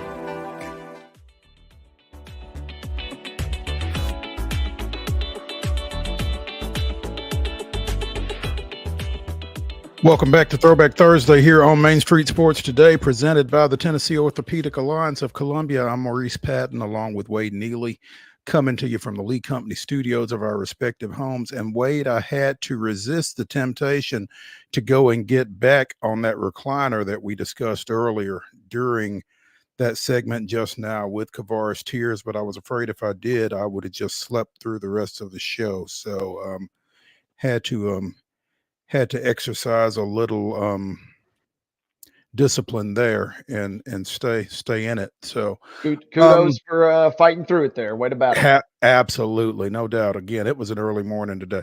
But anyway, we are now joined by NUBYJAS WILBORN of alltitans.com because, you know, every now and then Rand Carthon has to remind us, hey, I'm still out here in these streets. Earlier today, it's been reported that the Tennessee Titans have signed safety Jamal Adams to a one-year deal. That's three-time Pro Bowler Jamal Adams, former first-rounder out of LSU, coming to the Titans to help shore up the back end of that defense. NUBYJAS, good afternoon. What's up, gentlemen? How's everybody doing, man? We're doing well, man. How are you doing?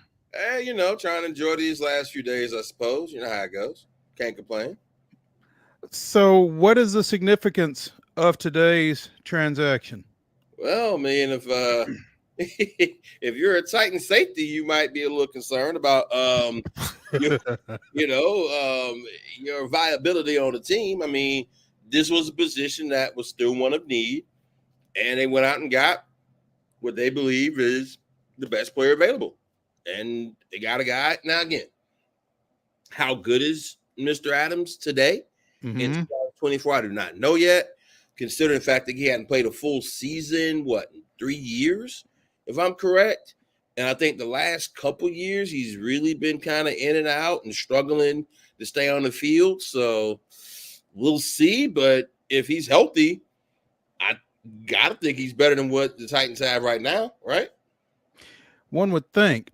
Tore a quad in 22, had a knee injury last year, and in those 2 seasons accounted for 10 games.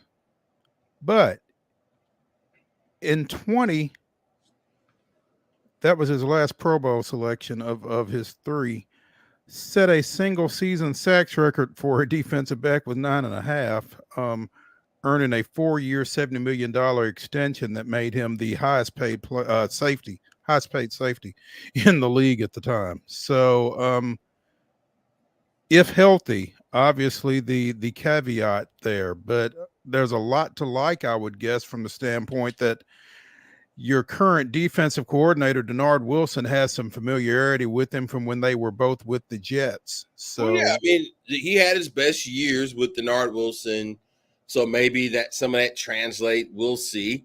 I do think the Titans are counting a lot on things translating that we don't know. You know what I'm saying? And look, this is probably the best player that they can get. This is probably the best situation they could find. Like I said, it was a position where they needed it, and they made something happen. So, look, if nothing else, we can honestly say the Titans have made moves, okay?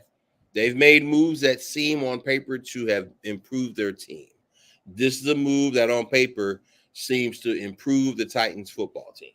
Now, how will that play out in real life?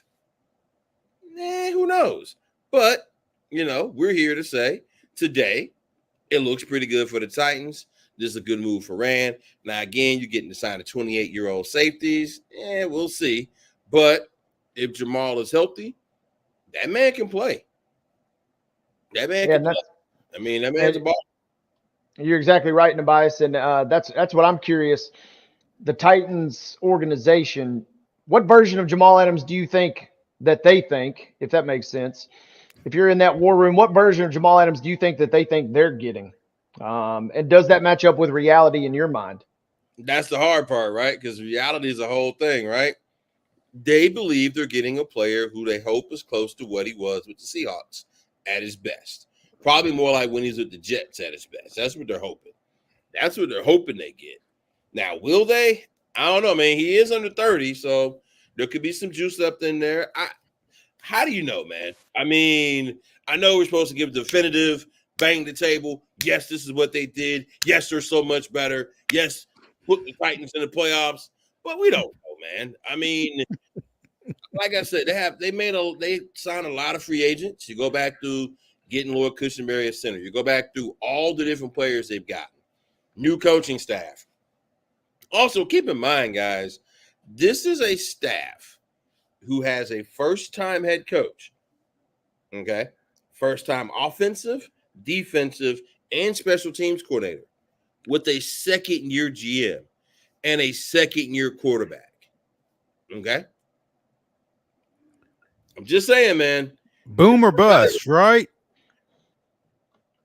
I mean, it could go in any direction, right? Yeah, really. Theoretically. I mean, now here's the coaching staff is experienced on the back end, okay, with guys like Tracy Rocker, big coach, Bill Callahan, everybody loves the big coach thing, right? And you look on down that staff, very experienced staff, okay?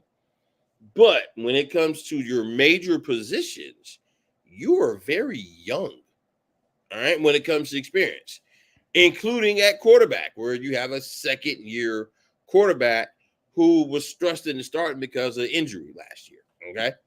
They probably were not planning on putting Will Levis in any football games, but life happened, all right? You hope the backup is good with Mason Rudolph. You hope you don't have to use him very much. Malik Willis, we'll see what that is. But, with this move here, man, look, I think it's a solid move. I think Justin was probably one of the best safeties available that they could get.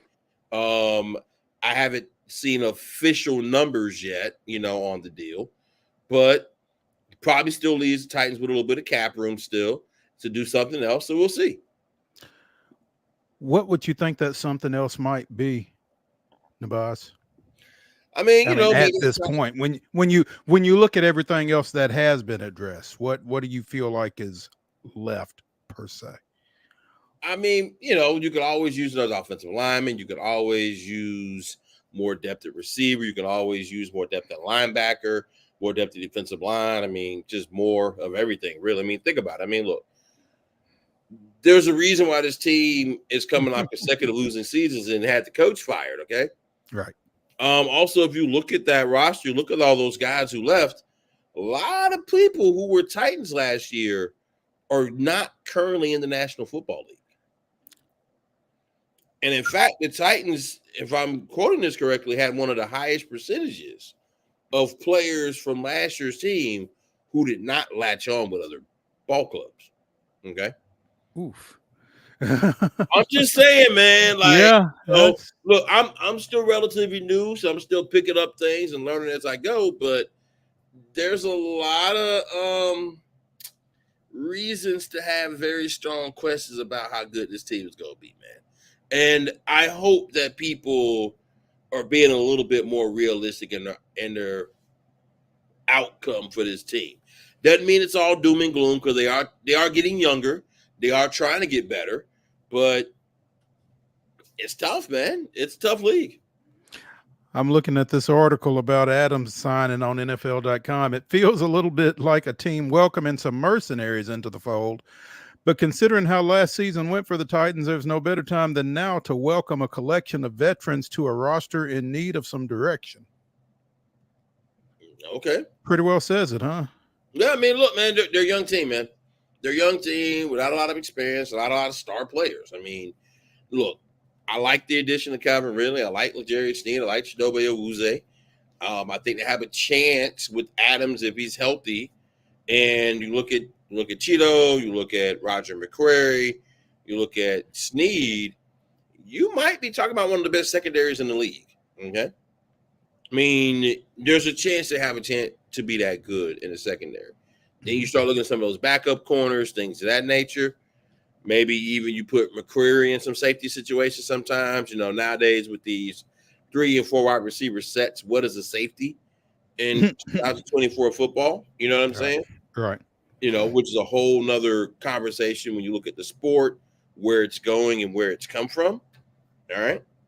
But when you look at everything right now, man, it's hard to say what the Titans are going to be, man. It's hard for me today to be like, oh, well, yeah, this is going to be a 11-win team that's definitely going to go to the playoffs in a division that isn't the weak division it used to be anymore. I mean, you have to look at the Houston Texans as a viable, consistent team considering what they have in C.J. Stroud, right? Like C.J. Stroud has shown himself to be a legitimate running back, a legitimate quarterback, a legitimate top 10 quarterback, I would say, right?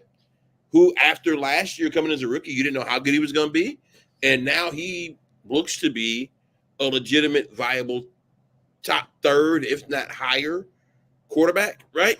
You look at the defense. Now, of course, some of this is because, hey, the Houston Texans were bad for so long. They kept drafting first. Eventually, drafting that many good players, you're going to get better, right? You would assume. You would think. You would think. And, you know, they hit on some and seem like they have the right coach in DeMeco Ryans. I don't know how good Anthony Richardson is for the Colts, but we'll see. I mean, I thought he was better than Levis in college. Now, again, what that really matters in the league, I don't know. And then you look at the rest of the division, man. I mean, Jacksonville still has Trevor Lawrence, who I think people have been a little hard on him. Maybe some fair, maybe not fair. But you can't tell me he's not a top 15 quarterback in this league still, right? Yeah, we talked about his contract a couple weeks ago, and 2 years ago had a really good season. And that's where I kind of am not sure what to make of this guy, because last year was a real clunker. But the question is, was that a one-off, or is that something that we maybe see as kind of a pattern for Trevor Lawrence? He's kind of a real head scratcher to me. I mean, it's a tough thing to know because because how do you know? You know, was he healthy? Was he not healthy? I mean, they had Ridley down there last year. They had some good moments, but they also struggled. But again, hey, this still was a team that won games. They still were in the mix for the playoffs up until the last week of the season, where I remember correctly, right? Where the Titans eliminated them, right? So this is a team that you have to say, even with Lawrence being down, still is a quality football club, or still can be a quality football club. Okay. And we talked about the Texans. We talked about the Colts, who, again, the Colts were right in the playoff mix towards the end. And you look at the Titans schedule. Where are the wins going to come from? And that's the thing, you know, when you talk about this Titans team, as we talk with NUBYJAS Wilborn of AllTitans.com here on Main Street Sports Today, you know, whatever it is that you expect out of the Titans, it doesn't take place in a vacuum.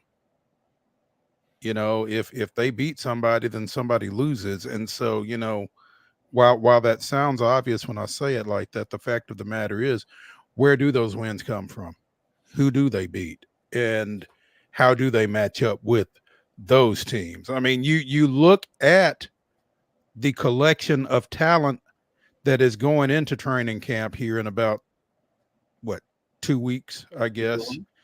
And you feel like, one, it is better than last year.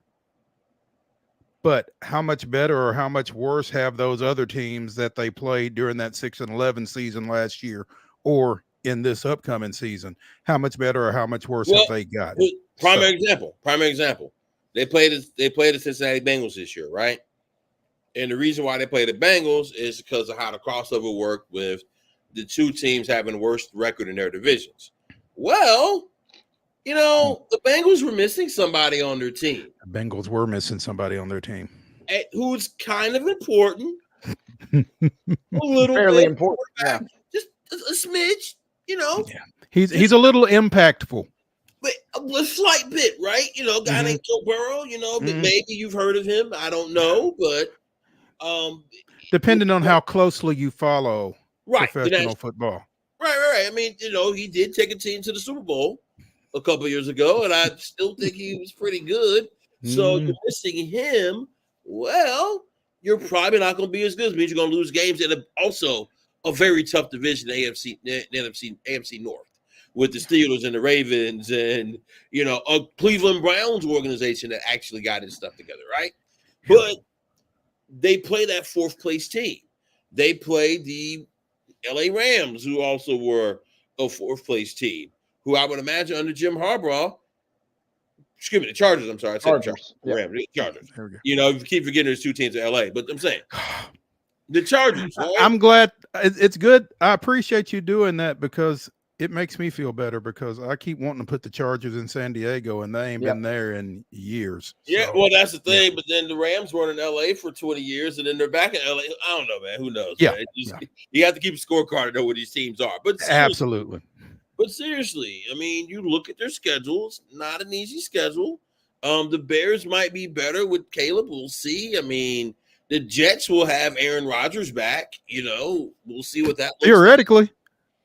Well, you assume. I guess he's going to show up and play football, right? Well, you assume he's going to stick around for more than 2 plays? Right. I mean, the whole highlight of the season is him running out with that American flag and then 2 plays. He's done. Which, I mean, but that's sports, man.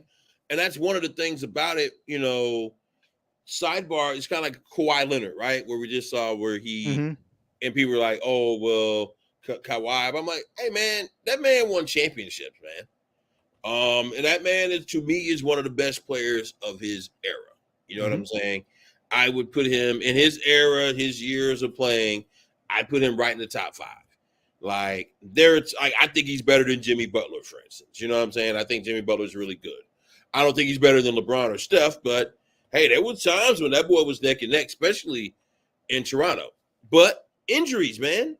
Right. Injuries. It happens, man. Sports are a cruel mistress.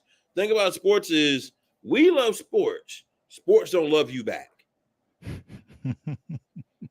That'd be a good bumper sticker, if nothing else. And Tobias, you're right. I mean, I'm sitting here looking.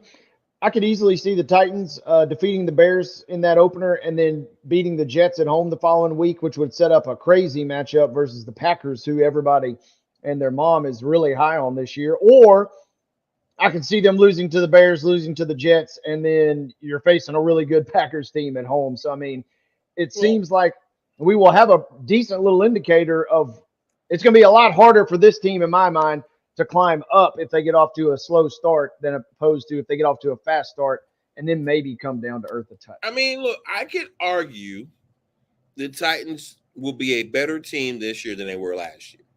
All right. I think if you look at what they did with the offensive line in particular, also just hiring Bill Callahan alone will make that offensive line better than it was last year. Quite honestly, it can't be worse, right? You would assume. But, yeah, no, you look at the schedule. You start out with the Bears. That could be a toss-up, I think. And even look at, like, the Vegas odds, whatever you take those for. I think the Titans are favored maybe in 2 games. Now, again, that will change as the year goes on, as we actually play real football games.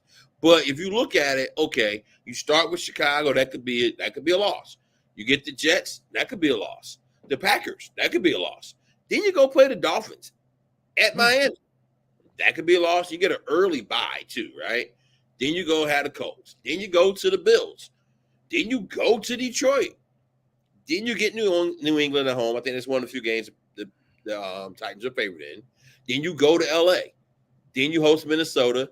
I think it's another game where the Titans are favored because Minnesota doesn't seem like they're going to be any good. Then you go to Houston. You go to the Commanders. You host Jacksonville. You host the Bengals. Then you end your season with road games against the Colts and Jaguars, and you end up hosting Houston to finish the year. So, I mean, you look at it, I mean, they could be a better team. They could be better than they were last year, and the record not really reflect it. You know and that's the toughest thing right there. They could be better and not have the results to show for it. Right. But also, let's be real. This season, if you really look at it, Mo and Wade, this is about finding out if Will Levis is a starting quarterback in this league. Everything else, now, obviously, look, you want to win every year. And coaches don't go through all that, you know, the old Bill Parcells quote. That's what you lift all them weights in the offseason for, right? Okay? You know, ain't nobody doing this for charity. This is a business, but also this is a profession for the athletes and the coaches and everybody's judge. We know that. You always want to win. But I don't think there's anything more important this year than finding out if Will Levis can play starting quarterback. Can Will Levis be a top half quarterback? Can he be a guy who you'd say, okay, there's not 20 quarterbacks better than Will Levis. There's not 15 quarterbacks better than Will Levis. Can he get to a point where you say, hey, man, there's not 10 quarterbacks in this league better than Will Levis? Or, hey, man, Will Levis ain't got it. And the way we're going with, you look at Pittsburgh. Look what happened with Pickett, okay? Look at what Justin Fields, I'm talking about Pittsburgh. He's in Pittsburgh now because Chicago ran him out of there because, hey, man, you want to win or try to win while the quarterback's on that rookie deal. You're not drafting quarterbacks to develop. Nah, man. You're drafting quarterbacks to plug and play. Which I'm not a fan of, but, hey, it ain't my money. There you know go. What I'm saying? It ain't my money, it ain't my circus, but this is the way it is now. So if Will Levis shows himself, then I think the season is a success. If he doesn't, then at least you know where you're at. There you go. Yeah, that sets up everything that you want to know going forward, right? Right, because that determines how you draft going forward. Also, if he ain't good, you're going to be in a position to draft highly, which we're already seeing the mock drafts that have the Titans in the top 5 of those mock drafts. Some of them haven't taken Shedeur Sanders or Carson Beck or whomever, because, again, this is how quickly it moves. Yep. And do I think that's fair to Will Levis? No. But also, hey, man, Will Levis making a bunch of money. And, you know, so he'll be all right. The fair is where you go for cotton candy and stuffed animals. Yeah. Somebody says where you go to judge pigs, man. There we go. NUBYJAS Wilborn of AllTitans.com joining us here on Main Street Sports today, presented by the Tennessee Orthopedic Alliance, and it's never a dull moment when he does. NUBYJAS, we appreciate you coming in, man, and enjoy this last little bit of downtime before you get to go sweat out at Ascension St. Thomas Sports Park. Thank you, man. I look forward to it. Y'all boys be good, man. Stay hydrated. We'll talk to you. When we come back for the final segment of Main Street Sports today, it's the grab bag. Stay with us after this break.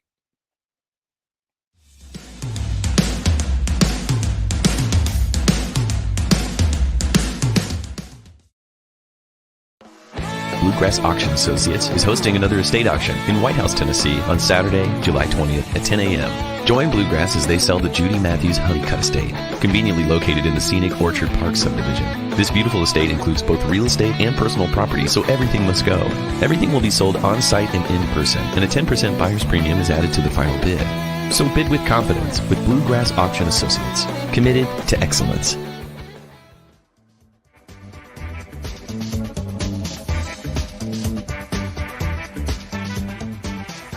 And here on Main Street Sports Today, presented by the Tennessee Orthopedic Alliance of Columbia, and it is the grab bag, as Wade and I will kind of tie up some loose ends here in the final segment. And we will start right here in our backyard with a little transfer portal news involving a area high school standout, as Independence graduate Ryan Brown, who spent her freshman season as a softball player at the University of Texas, announced this morning that she will be transferring to the University of Tennessee. We've got an article on the website mainstreetmurray.com where she dives into what her thoughts were through the process of leaving Texas, where she signed in November of her senior season at Independence after previously being committed to Missouri, and deciding to transfer to a Tennessee team that didn't go as far as Texas this past year, actually. Texas advances to the Women's College World Series Finals before falling to Oklahoma in what was then an all Big 12 matchup, but obviously we've talked about all that. And she's transferring to a Lady Vols team that, after reaching the Final Four of the WCWS last year, got knocked out at home by Alabama in the Super Regionals. So UT got some work to do. Ryan Brown set to help them do it. Yeah, this is potentially a big move, right? It's obviously exciting for friends and family of Ryan, so she can be a little closer to home. But it's a chance for her closer, actually, a lot closer to home. Yeah. And it's exciting for her to kind of be able to kind of reboot in many ways. And that's certainly a part of this whole thing. And good stuff from you on Main Street Murray here, and talking about kind of how this all unfolds. And Mo, if nothing else, we get the rarely seen transfer of UT to UT, right? There we go. Or as someone says, she's going to the real UT now. But, yeah. I think what this all boils down to was Texas went 55-10.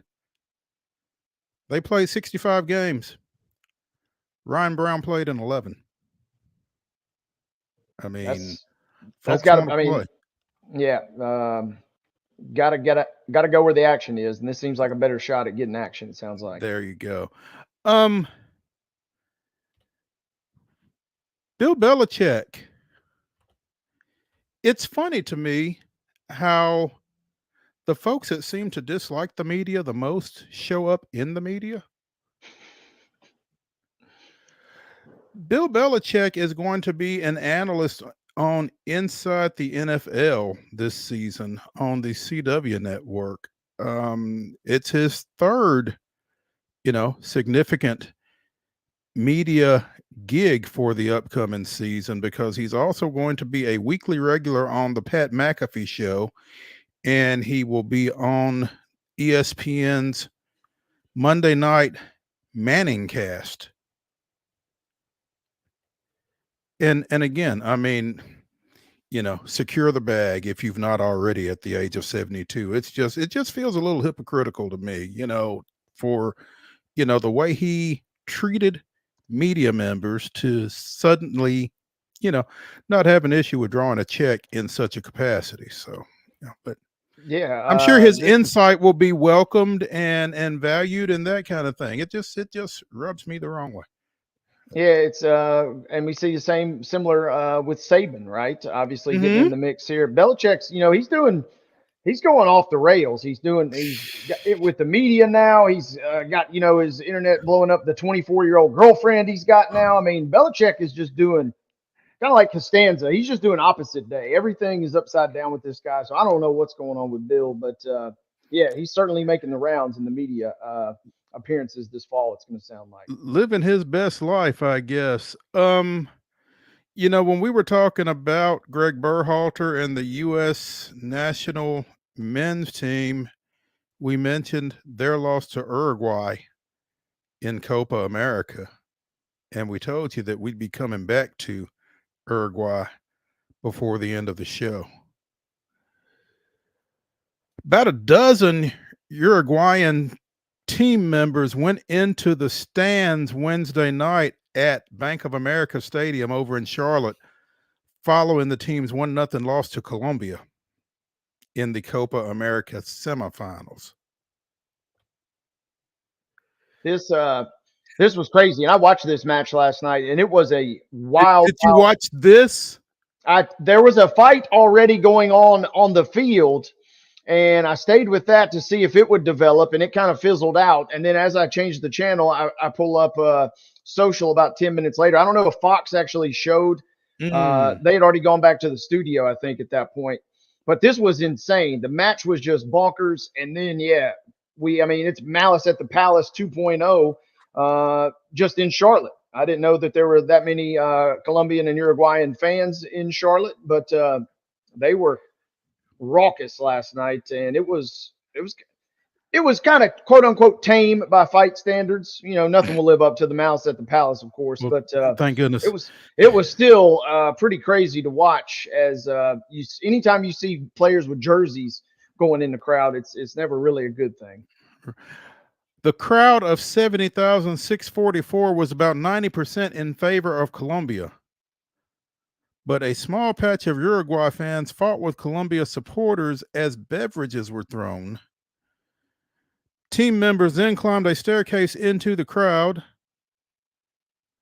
and Darwin Nunez was seen hitting a fan in Colombian team colors. Team captain Jose Jimenez said players went in the crowd to protect their families. Liverpool players, man, you can't trust them. Yeah, this is a disaster. Our family is in danger. We had to get into the stands to take out our loved ones with small babies, newborns. Everything was a disaster. There was not a single police officer. Ooh. The clips that I saw, there's just one or two security guards, and they're just kind of almost hanging on for dear life. They did look like they weren't ready to enforce much. They were like, hey, we don't care if you fight, just don't try and fight me. It was what it kind of looked like. This is beyond our pay grades. So, hey, and that translates to any language, partner. No question, no question. We mentioned the Mystics defeating the Fever yesterday. We mentioned it on the show, and then we mentioned it in the rundown earlier today. Washington with an 89-84 victory, but another historic stat line for Caitlin Clark in that loss. 29 points, 5 boards, 13 assists. She became the WNBA's first ever player to record a game of 25-plus points, 10-plus assists, 5-plus rebounds, 5 steals, and 5 threes in a game. And they lost. But she is certainly having a monster year. Crazy stat line. Surprising, I don't guess. Yeah, this will be the norm probably. She's going to get better and better, and these numbers will continue to be pressed, I think. That's going to do it for Throwback Thursday here on Main Street Sports Today, presented by the Tennessee Orthopedic Alliance of Columbia. Tomorrow, we will be live from First Horizon Park down in Nashville as the Sounds continue their series against the visiting Iowa Cubs. We will be joined by Sounds infielder Wes Clark, so be sure to join us at 2 o'clock tomorrow. We'll see you.